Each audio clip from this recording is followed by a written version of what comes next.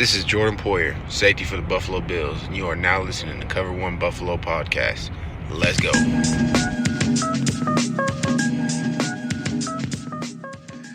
Good evening and welcome to the Cover One Buffalo Podcast. You are joining your host, Greg Tompsett, for the second in our 2020 Buffalo Bills Draft Recap Series.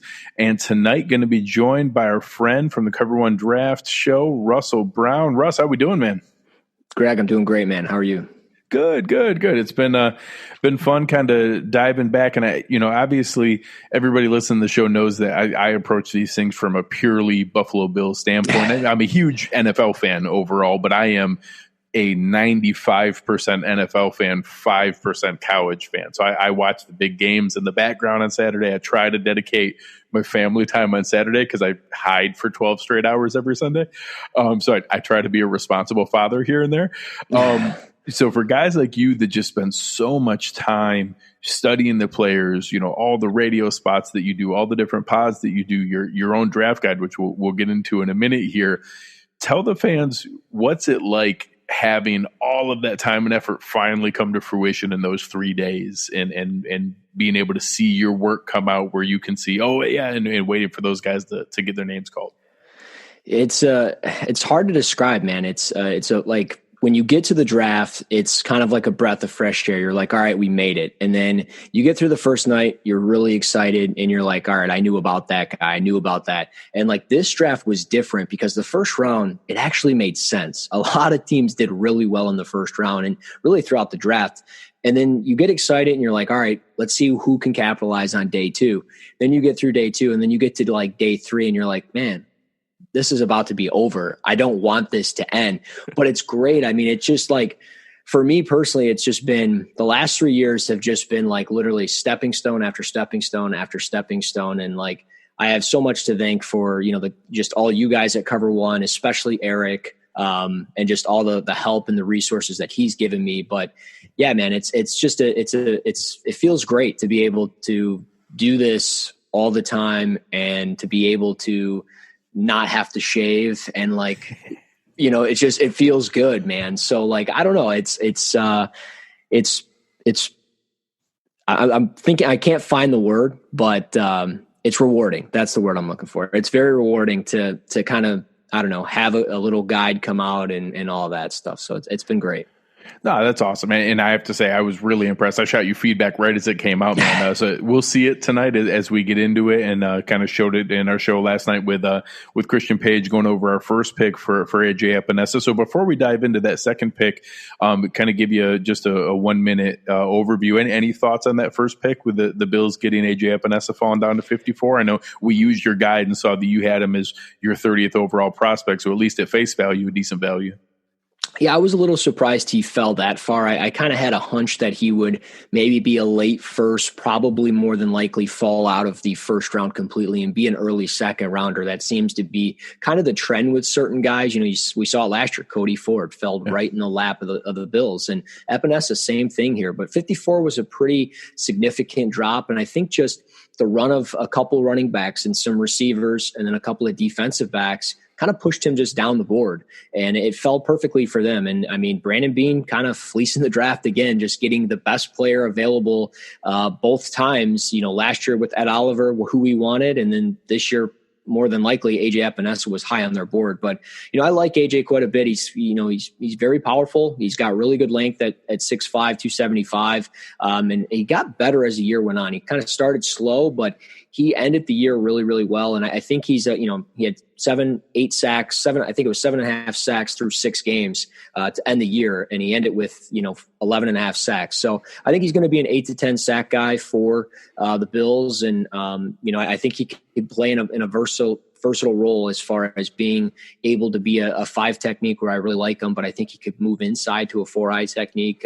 and maybe even be an interior pass rusher that I think we all wanted Shaq Lawson to be as a kind of that 3 technique and rush from the inside. So I think you've got Oliver and Epinesa where maybe on third downs you plug those guys inside. And I think it could be really beneficial. So I like him. It's a steal at 54. No, and that's exciting to hear. And going into tonight, our second pick in the Bills draft, which was their third rounder, brings us to Zack Moss. And I think it's a name that, as far as the remainder of the picks that come here, there's a couple others that we'll talk about in the series that are names people are familiar with. But, the whole Bills Mafia idea going into this, there were a lot of people really in that camp of wanting a running back. And, it seemed pretty consistent that there was a pretty firm top six, and it broke off into different camps of whether you thought, Dobbins or Taylor or, Akers or Edwards-Helaire or Swift, what order they were. And then Moss was always thrown in there, but he was always pretty firmly in that fifth or sixth spot, but was right there in that role. I was a little surprised when he was the ninth running back taken. But why don't you give us just a quick overview of what we're going to be looking at from a prospect standpoint, and what the Bills fans can really look forward to in seeing this kind of player being added? Moss was a guy that I started watching 2 years ago. I really started paying attention to Utah, Tyler Huntley, and just really paying attention to that team in general. And Zack Moss was the big reason for that. And I think he's a terrific pick, maybe a little earlier than most people thought, but he was my 62nd overall pick or 62nd overall ranked player. And, he's a short stride athlete. You'll notice his runs. He's not going to be, a long strided kind of runner. He's going to be very short, quick, choppy steps, but he's got terrific lower body flexibility. The way that he can get out of tackles and the contact balance that he has, but just the way he can break out of a tackle and have that lower body flexibility. It's very unique for a player of his size at 5'9", 223.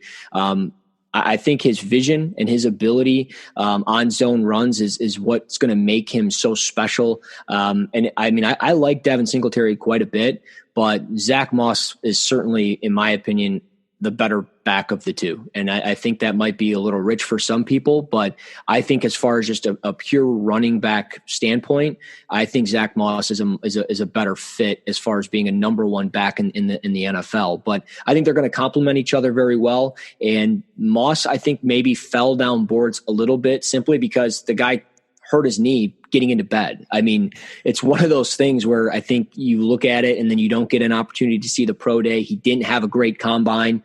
And I mean, his long speed, that was always going to be a question mark. Everybody should know that by watching him. He didn't have the track speed. He was going to get tracked down. So I think he's a great fit in this offense. I think he's going to be, again, like I mentioned, very good with Singletary. I think eventually he'll be the starting back.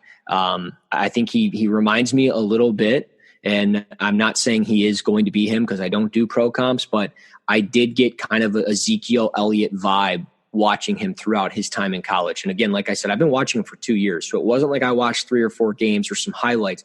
I watched him pretty consistently over the last 2 years, and I felt like their running styles were very similar. I think obviously Zeke was the better back of the two, clearly, but I think Moss is a really great pick, and I'm excited to be rooting for him in Buffalo.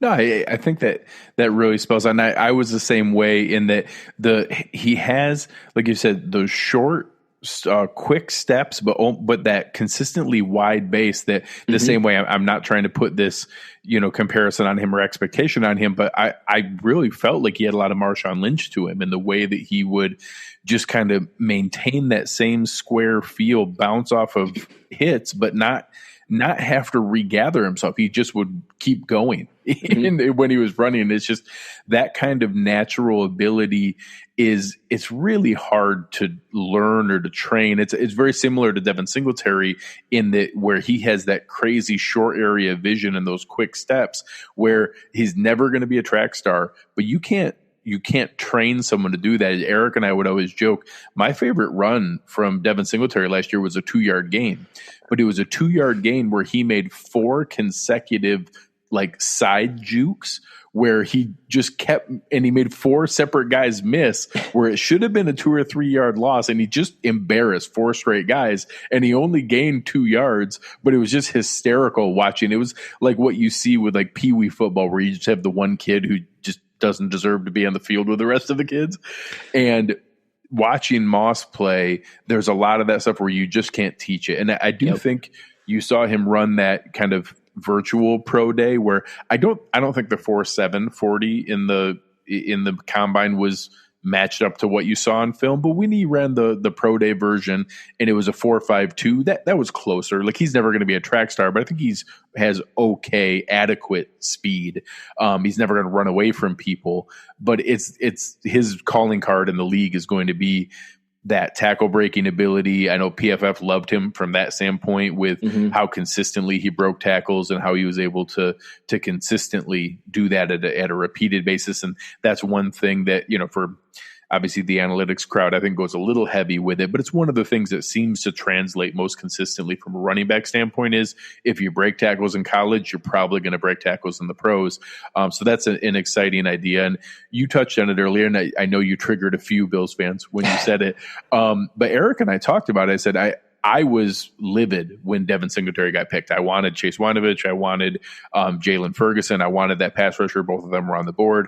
And then they drafted this kid that had one of the historically worst combines in history from a running back standpoint. And then I am overjoyed to be as wrong as I was because he was phenomenal. So when we say better, Eric and I both said this to the folks in the Slack channel, Zack Moss is a better prospect than Devin Singletary was. Now, Devin Singletary outperformed his prospect profile pretty significantly, I think, as a rookie. Yeah. And that doesn't mean that all of a sudden Zack Moss is going to leapfrog that and now also outperform his profile by as much as Singletary did. But if you're just comparing them side by side as prospects coming out, Zack Moss is the superior prospect between the two. Oh, for sure. And I mean, and there's nothing against Singletary by any means. I mean, he was so productive at Florida Atlantic. I mean, and he put on a highlight reel every time he touched the football, but it was just, you watch the two and you can tell, I've, in my personal opinion, just Moss is a much more well-rounded physical runner. But again, I think they are going to probably roll with Singletary to start the year. If we get into football in September, hopefully. And I think that'll be the guy that's going to carry the load. But, they did some odd things last year. I didn't think, Gore was going to get as many touches as he did, and Singletary was kind of just stuck waiting in the wings, and eventually it worked out for him. I think that's going to be the same case here with Zack Moss, and I think you can utilize both guys in short yardage situations as well, and I think that's going to be key. But yeah, I mean, it wouldn't really surprise me either if we saw, one drive Zack Moss and then the next drive, Devin Singletary. But yeah, no, for sure, Zack Moss was the far superior player in college just from a tape standpoint. And I think that I think that's exactly what I expected. I had said leading into this, I was on the train of wanting that legit RB2. I had always wanted it more at 86 than 54, just from an asset allocation standpoint. I thought that was a nice pocket of value. And I consistently said, I thought you could get one of those top 5 or 6 guys at pick 86. And I'll admit, I think that the top end went a little bit faster than I expected to have all of Dobbins, Akers, Taylor, Swift, all of them gone. But I think pick 55 was a little bit faster than I had anticipated and faster than what the recent draft history had been. And then I was a little nervous because I was like, oh, man, I really wanted to get one of those. And then you start to get some of the Keyshawn Vaughns and A.J. Dillons and some of those other picks. You're like, oh, all right. If you're not going to take Moss. And you heard Brandon Beane talk about that in his presser, that he was getting nervous too and trying to trade up, and they couldn't get the compensation right. And then he fell into their laps anyways, that he was able to snag them. And you look at this, I have the mock draftable web pulled up here that you can see what we're talking about here, that there's some areas that are not your ideal profile, but some of the names that are funny and Bills fans will remember.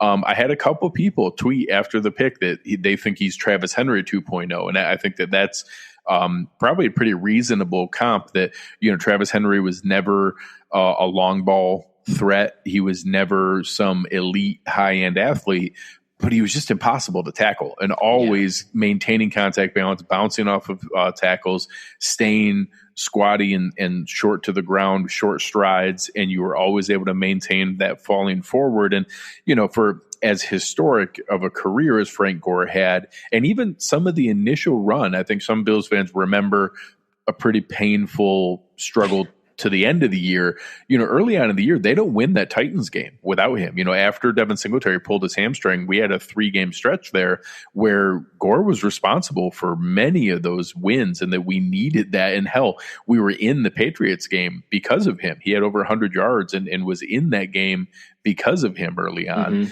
And that now bringing in a younger version of that, and I'm not putting on the expectation that you have the third all-time rusher in NFL history, that's what Moss is going to have, but for what the value is going to be on the field in 2020, I'm excited to have a guy like Zack Moss. Well, and something too that we're seeing is teams are finding, I think, kind of similar backs and complementing them with each other. And if you look at, previous drafts, you look at just the Patriots as an example. I mean, they've developed James White into a pass catching specialist, but, they drafted Damian Harris out of Alabama relatively early in the draft. They drafted Sony Michel in the first round of the draft a few years ago. You look at the Lions. I mean, they moved up for Kerryon Johnson. And then this past year, 2 years later, they draft DeAndre Swift with the 35th pick. So I think teams are understanding that, maybe running the football doesn't necessarily win you the same amount of games as it used to back in the day,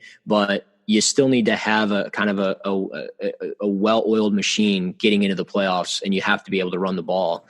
And I think that's something that teams are starting to realize. And if you can have, I think, 2 similar backs that really complement each other pretty well, I think it pays off. And I think that's something that we're going to see here with the Bills, as they should be, quote, knock on wood, but they should be the favorite in the AFC East. And as they move forward and we make that push for the playoffs, I mean, we're going to be seeing Singletary and Moss being reliant, especially if Josh Allen, doesn't limit the turnovers and doesn't take that step forward. So I think this is another way of protecting Josh Allen and his development within the offense. Well, and I think that, I pulled up some of Zack Moss's production here in college, that, this isn't an A.J. Dillon or heck, even Devin Singletary coming out. We had some questions just because Florida Atlantic didn't use him in a pass catching role. We knew the skill set was there in theory, but they just didn't show it.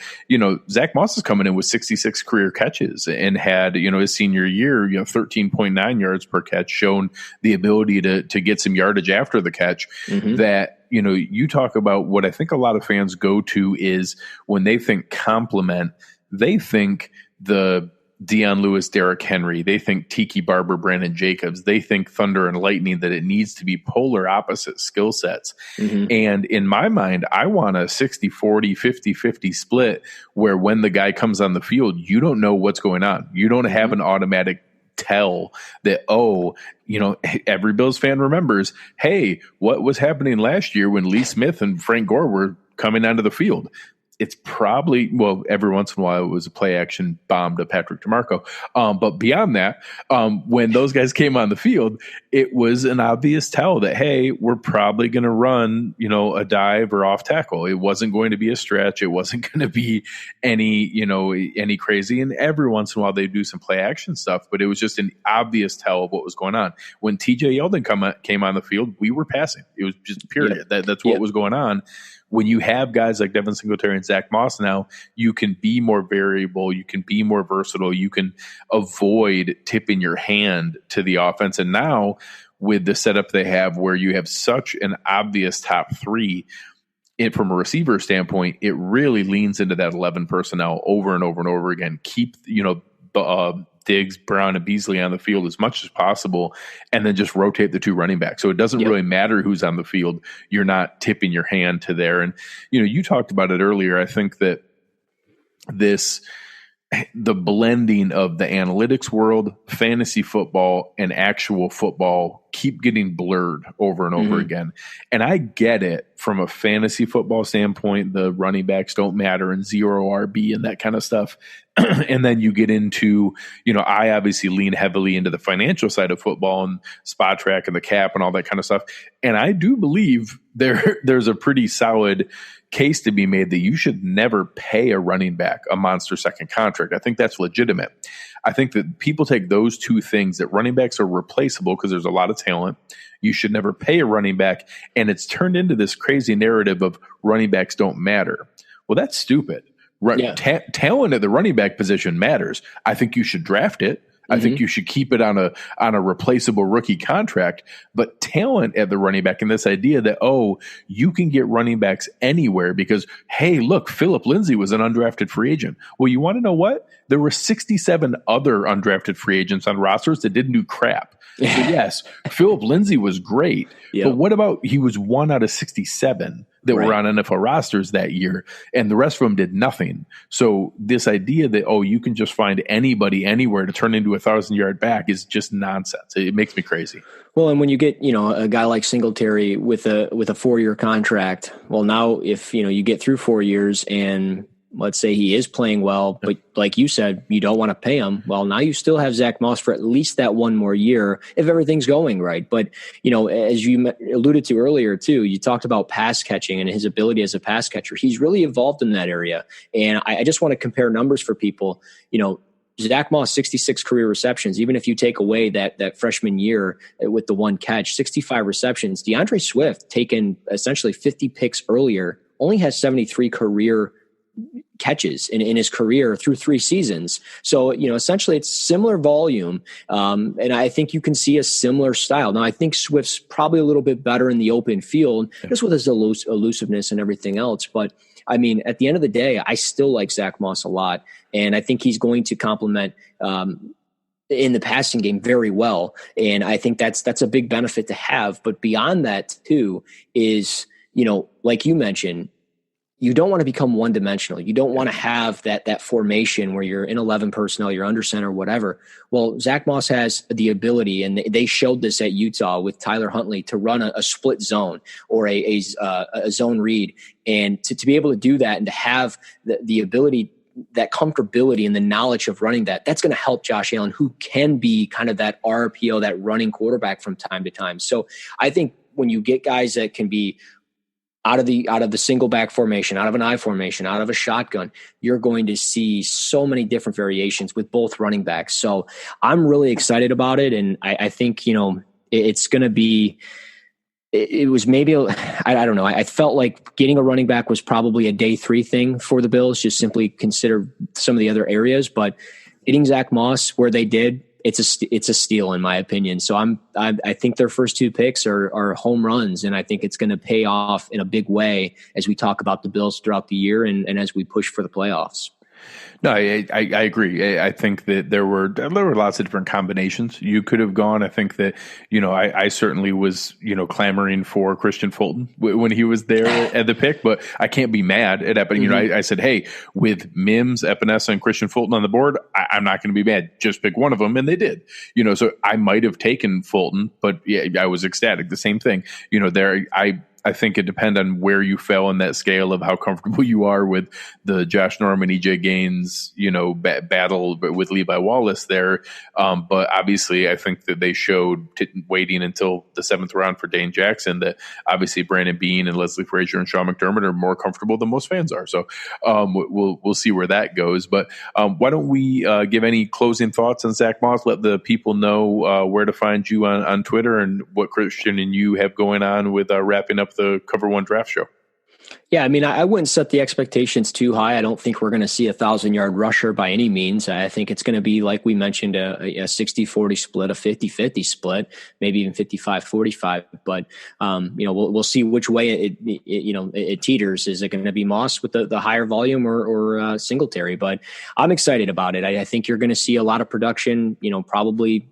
Hopefully over 600 rushing yards. If you get over 600 yards as a rookie running the football, I think it's promise and you're going to grow. So I think the big number to watch is just touchdowns. If he can score touchdowns, then you're winning football games, and that's really all that matters. So and those are goal line carries Josh Allen's not getting wrecked on. So exactly. And that's another thing too, is, you're protecting the investment. So that's how you got to view it. It's just one running back protecting the other running back while they both protect our quarterback. And that's the way to view it. So I think the future is going to be very bright for the running game. And hopefully the future for Josh Allen is just as bright. But find me on Twitter at Russ NFL Draft. Nothing crazy this week from Christian and I. We've been putting together kind of a database watch list for 2021. So we're already prepping for next year. Maniacs. Yeah. I just filled out part of the Big Ten today. So it's pretty cool. Did Indiana and Illinois. I've got to go alphabetical or I'm going to go OCD. So just gotta go in order. But we dropped a podcast over the weekend, 2 of them. So check that out and just obviously stay up to date on the Cover One app and see all the fresh content that we have. So get those push notifications, and whenever we drop something, you'll get it. Yeah, I appreciate it. I love both of your recap shows. I give Christian a hard time that he called AJ Dillon a fullback with upside, but it just, make sure you guys are checking out the show. And again, during the year, you guys hear me on the show all the time. I reference, Russell and Christian, that they're the ones who help me feel smart once I get into that mode, because I'll go the entire year doing nothing, and then all of a sudden, all right, it's February, it's time to cram. I'm like that kid that shows up like the 2 classes before the final and tries to hurry up and pass the test. And you guys help me with that, to be able to get caught up, figure out where to focus my time and attention. So I appreciate you doing that again for us this year. No. We'll continue on with this series. You guys will hear us run through each of the picks each day. You guys will hear those drop each morning as you get up, having the next pick. So this is the second in that series with Zack Moss. It's been a lot of fun, Russell. Appreciate everything. You guys have been listening to Cover One Buffalo, and we are out.